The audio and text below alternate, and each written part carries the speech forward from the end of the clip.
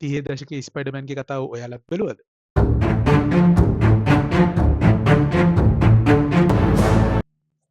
අයිබෝන් යාළුවනේ අපි අද කතා කරන්න යන්නේ ස්පයිඩර්මෑන් කැරක්ටර් එකේ වෙනස්ම අඳුරුම වර්ෂන් එකක් ගැනයි. ඒ තමයි 2026 අලුතෙන්ම රිලීස් වුණු ස්පයිඩර්මෑන් නෝවා. නිකොලස් කේජ් ප්‍රධාන චරිතයේ පනපවන මෙම කතා මාලාව නිර්මාණය වෙලා තින්නේ 1930 දශකයේ නිව්යෝක් නගරය පාදක කරගෙනයි. මොකද්ද මේ නෝවා කියන්නේ? නෝවා කියන වචනේ ඇවිල්ලා තින්නේ ප්‍රංශ භාෂාවෙන්. ප්‍රංශ භාෂාවෙන් නෝවා කියන්නේ බ්ලැක් ඩාර්ක් කියන අර්ථය. මේ ස්පයිඩර්මෑන් අනිත් ස්පයිඩර්මෑන්ලකින් කොහොමද වෙනස් වෙන්නේ?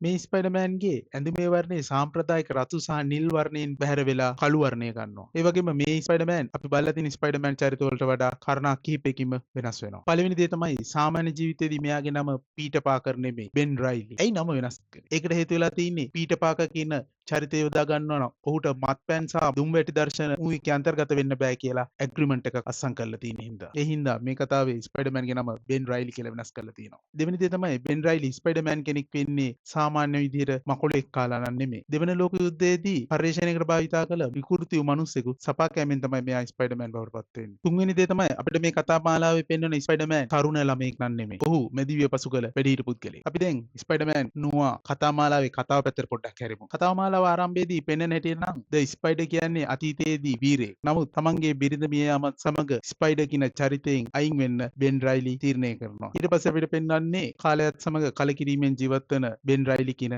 රහස් පරීක්ෂකයයි.